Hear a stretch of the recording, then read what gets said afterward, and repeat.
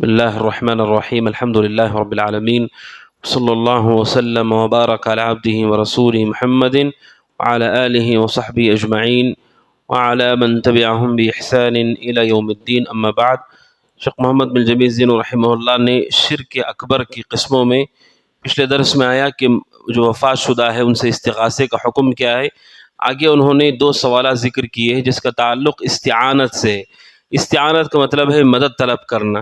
مدد انسان کو ہر چیز کے لیے چاہیے، اچھے کام کے لیے بھی مدد چاہیے اور برے کام سے بچنے کے لیے بھی مدد چاہیے، بلکہ ہر چھوٹے کام کے لیے مدد چاہیے۔ مثلا اگر آپ کو ایک گلاس پانی بھی اٹھانا ہو تو دو چیزیں اس میں لگتی ہیں، ایک تو انسان کے پاس دل میں ارادہ بنے اور دوسرا ہاتھ میں طاقت ہو۔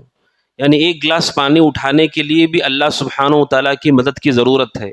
اسی لیے جن کے جسم پہ فالج لقوہ ہوتا ہے وہ ہاتھ سے گلاس نہیں اٹھا سکتے، اور اسی طرح وہ آدمی جس کے پاس عقل نہ ہو وہ بھی نہیں سمجھ پائے گا، آپ اسے ایک گلاس پانی دو اسے نہیں سمجھ میں آئے گا۔ یعنی عقل اور جسم کی طاقت، ایک گلاس پانی اٹھانے کے لیے بھی اللہ تبارک و تعالیٰ کی مدد کی ضرورت ہے۔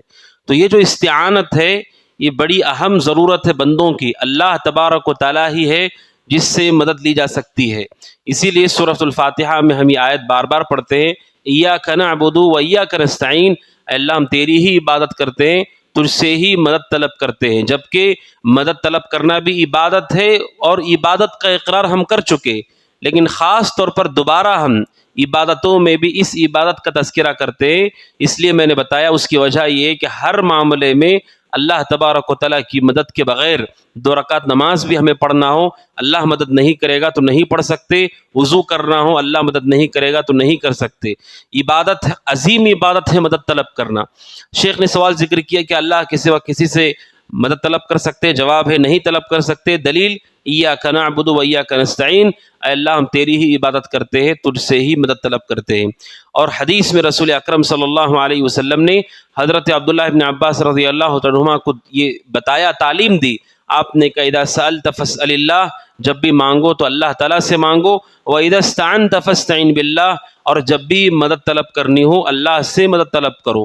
یہ تعلیم آپ نے حضرت عبداللہ ابن عباس رضی اللہ عنہما کو دی ہے۔ تو اس سے پتہ چلتا ہے کہ مدد طلب کرنا ایک عبادت ہے، اور یہ عبادت اللہ کے سوا کسی کی جائز نہیں ہے، اور اللہ سبحانہ و تعالیٰ کے علاوہ مدد کرنے کی قدرت بھی کسی کے پاس نہیں ہے۔ تو دوسری بات جو ہمیشہ سب کے ذہنوں میں آتی، عام طور پہ مشہور شبہ بھی ہے کہ جب مدد طلب کرنا مخلوق سے جائز نہیں ہے تو ہم ایک دوسرے کی مدد کرتے ہیں یا ایک دوسرے کو مدد کرنے کے لیے کہتے ہیں۔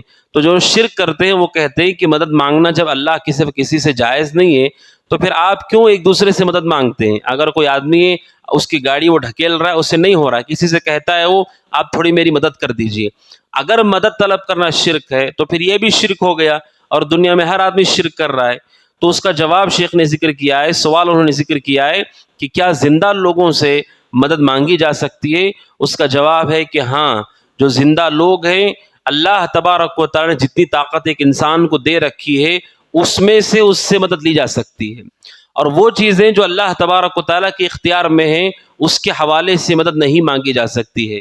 یعنی جب ہم یہ کہتے ہیں غیر اللہ سے مدد نہیں مانگنا چاہیے، اس کا معنی یہ نہیں ہوتا ہے کہ آپ زندوں سے بھی جو ان کے اختیار میں وہ نہ مانگے۔ ہماری بات کا مقصود یہ ہوتا ہے کہ جس کا اختیار صرف اللہ کے پاس ہے اس کے سلسلے میں آپ مخلوق سے نہیں مانگ سکتے۔ باقی اللہ تبارک و تعالیٰ نے انسانوں کو کچھ چیزیں دی ہیں، مخلوق ہونے کی حیثیت سے محدود طاقتوں کے مطابق اللہ نے ہمیں وہ چیزیں دی ہیں، اس میں مدد مانگنے میں کوئی حرج نہیں ہے، بلکہ اللہ تبارک و تعالیٰ نے حکم دیا اس کا۔ کیا کہا اللہ تعالیٰ نے؟ وَتَعَاوَنُوا عَلَى الْبِرِّ وَالتَّقْوَى، اے لوگوں آپس میں ایک دوسرے کی مدد کرو، ایک دوسرے کا تعاون کرو، کس میں؟ نیکی اور تقوی کے کاموں میں۔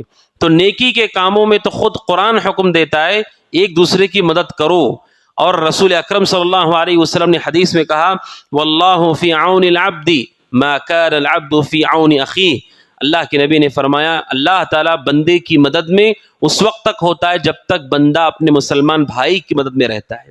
اس کا مطلب یہ ہے مسلمان بھائی کی مدد کرنا ایک نیکی ہے، جب یہ نیکی ہم کریں گے تو اللہ تعالیٰ بھی ہماری مدد کرے گا۔ تو ہم جب کہتے ہیں غیر اللہ سے مدد نہیں مانگنا چاہیے، اس سے مراد وہ جس کا اختیار اللہ نے نہیں دیا ہے۔ اللہ تبارک و تعالیٰ نے جو طاقت ہم کو دی ہے بحیثیت انسان، جیسے آپ کسی کو اپنی ہاتھ سے اٹھا کر دے سکتے ہیں، یا زبان سے مشورہ دے سکتے ہیں، یا دیگر چیزیں جو انسان کی اختیار میں، اس میں مدد مانگنے میں کوئی حرج کی بات نہیں ہے۔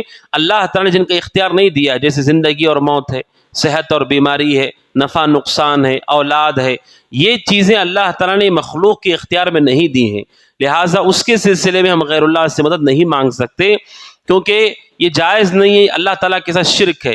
کئی وجوہات ہیں، ایک وجہ تو یہ ہے کہ اللہ نے کسی کو اختیار نہیں دیا ہے، دوسرا یہ ہے کہ جو اللہ کے پاس خاص اختیار ہے اس کے بارے میں دوسرے سے سوال کرنا، اس کی عبادت کرنا ہے جو کہ شرک ہے، اور تیسرا یہ ہے کہ اللہ تبارک و تعالیٰ نے ہمیں اس سے صاف لفظوں میں منع کرنے کے ساتھ ساتھ یہ بھی واضح کر دیا ہے کہ تم جنہیں اللہ کے سوا پکارتے ہو وہ سنتے نہیں ہیں، اور اگر سننے کی طاقت ہو تب بھی مدد کرنے کی طاقت ان کے پاس نہیں ہے، لہٰذا غیر اللہ سے ہم مدد نہیں طلب کر سکتے ان امور میں۔ زندہ انسانوں سے مدد طلب کرنے کی کچھ شرائط ہے۔ سب سے پہلی شرط یہ ہے کہ وہ شخص زندہ ہو، باحیات ہو۔ اگر کوئی فوت ہو گیا ہو تو چھوٹی چیزوں کے بارے میں مدد نہیں لی جا سکتی۔ مثال کے طور پر ایک آدمی جس کو اپنے کسی سامان کو اٹھانا ہے، سامان وزنی ہے، سامنے کوئی آدمی گزر رہا ہے، آپ مدد لے سکتے ہیں۔ اگر وہ مر چکا ہو تو آپ اس کے لیے سامان اٹھانے کے لیے بھی مدد نہیں مانگ سکتے، کیونکہ وہ زندہ نہیں ہے۔ سب سے پہلی شرط یہ ہے مخلوق سے مدد مانگنے کے لیے کہ وہ زندہ ہو۔ نمبر 2، وہ حاضر ہو۔ حاضر ہو کا مطلب وہ سامنے موجود ہو۔ اگر وہ سامنے موجود نہیں ہے تو آپ ان چیزوں کے بارے میں مدد نہیں مانگ سکتے جس کے لیے فزیکلی سامنے ہونا ضروری ہوتا ہے۔ مثال کے طور پر کوئی آدمی ہے، اس کا کوئی دوست بہت دوری رہتا ہے، یا کوئی عالم ہے یا کوئی شیخ ہے جو بہت دور رہتے ہیں، اور وہ ان سے رابطہ کر کے مدد مانگتا ہے کن چیزوں کے بارے میں جس میں انسان کا اختیار ہے لیکن اسے کرنے کے لیے وہاں ان کا ہونا ضروری ہے۔ جیسے مثال کے طور پر وہ اپنے شیخ کو کال کر کے یہ کہے کہ فلاں آدمی ہے، ان کا ایکسیڈنٹ ہو گیا، آپ ہماری مدد کیجیے۔ اب وہ مدد کرنے کے لیے ان کا وہاں ہونا ضروری ہے، وہ وہاں سے کیسے مدد کریں گے؟ تو اہل علم نے کہا کہ زندہ بھی ہوں اور سامنے حاضر ہو، موجود ہو، غائب نہ ہو، اور تیسرا ان کے پاس اس کی طاقت ہو۔ مثال کے طور پر کوئی آدمی ایسا ہے جو تیرنا نہیں جانتا ہے، جس کو تیراکی نہیں آتی ہے، اور کوئی آدمی ڈوبتا ہے اور ڈوبتے ہوئے اسے پکارتا ہے کہ میری مدد کرو، جس کو تیرنا نہیں آتا ہے، تو اس کے پاس اس کی طاقت بھی ہونا چاہیے۔ اس کی دلیل کیا ہے؟ موسیٰ علیہ السلام گزر رہے تھے، فرعون کے قبیلے کا کوئی شخص موسیٰ علیہ السلام کے قبیلے بنو اسرائیل کے ایک شخص کے ساتھ جھگڑا کر رہا تھا، تو اس آدمی نے حضرت موسیٰ کو مدد کے لیے پکارا، فاستغاثه الذي من شيعته على الذي من عدوه۔ فرعون جو کہ دشمن تھا بنو اسرائیل کا، اس آدمی کے مقابلے میں بنو اسرائیل کے ایک آدمی نے موسیٰ سے کہا آپ میری مدد کیجیے۔ اب غور کیجیے، موسیٰ علیہ السلام باحیات ہیں اور وہاں سے گزر رہے، یعنی وہیں پر موجود ہیں، وہ غائب نہیں ہیں۔ جب آواز دی موسیٰ علیہ السلام گئے، انہوں نے اس کی مدد کی۔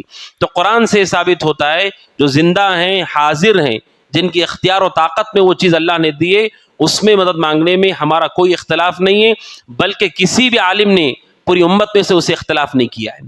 اور وہیں پر جو پکے توحید پرست ہیں، جن کا عقیدہ توحید پختہ ہے، انہیں یہ بھی جان لینا چاہیے کہ بعض صحابہ ایسے تھے جو دنیاوی امور میں بھی دوسروں سے مدد نہیں مانگتے تھے، طاقت بھر اس سے بچتے تھے، جن میں حضرت ابوبکر صدیق رضی اللہ عنہ کا نام ہے، اور دیگر بعض صحابہ ہیں جو دنیاوی امور میں بھی کسی سے مدد نہیں مانگتے تھے، حتیٰ کہ ان کا کوڑا اگر سواری کے اوپر سے گر جائے، اونٹ کے اوپر بیٹھنا آسان نہیں ہے، بیٹھ جانے کے بعد کوئی چیز گر گئی تو سامنے والے سے اٹھا کر دینے کے لیے نہیں بولتے تھے، وہ خود اتر کر کے اسے اٹھا لیتے تھے۔ تو یہ بھی ایمان کی قوت میں سے ہے کہ آدمی کوشش کرے حد درجے مخلوق سے مدد طلب کرنے کے سلسلے میں۔ کیوں؟ کیونکہ اہل علم کہتے ہیں ہر چیز میں مخلوق سے امید لگانے والے ان کی ایمان کے اندر کمزوری آ جاتی ہے، کچھ بھی ہو گیا پہلے ذہن ان کا مخلوق کی طرف جائے گا، اللہ کی طرف نہیں جائے گا۔ اسی وجہ سے اسلام میں مانگنا حرام ہے۔ جو لوگوں کے سامنے ہاتھ پھیلاتے ہیں، اسلام میں یہ حرام ہے، سوائے ان شروط کی جو حدیث میں مذکور ہے، جس کی تفصیل آگے آئے گی۔ اسلام میں مانگنا یا جسے بھیک مانگنا کہتے ہیں، شرعی امور کے بغیر یہ جائز نہیں ہے اسلام میں، کیونکہ اسلام اس سے انسان اپنی ایمان کو بھی قدح کرتا ہے۔ بار بار مخلوق کے ساتھ سامنے ہاتھ پھیلانا اس کے ایمان کو کمزور کر سکتا ہے۔ ہاں وہ ضرورت کے تحت کرے، کوئی حرج کی بات نہیں ہے، حاجت ہو جہاں وہاں کوئی حرج کی بات نہیں، لیکن عادت بنانا اس کے لیے مناسب نہیں ہے، شریعت نے اس کو پسند نہیں کیا ہے۔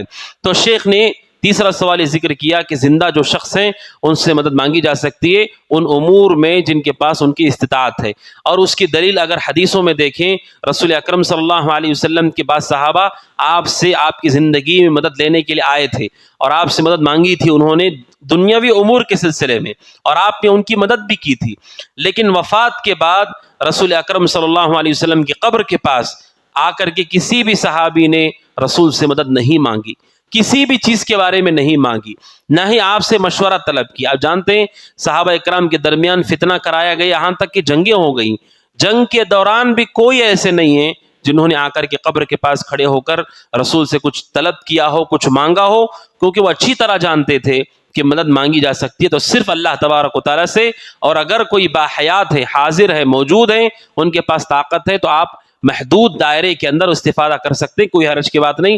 یہ دو اہم سوالات ہیں جو شیخ نے ذکر کیے، اللہ سبحانہ و تعالیٰ سے دعا کہ اللہ تعالیٰ ہم سب کو توحید سمجھنے کی توفیق عطا فرمائے، آمین۔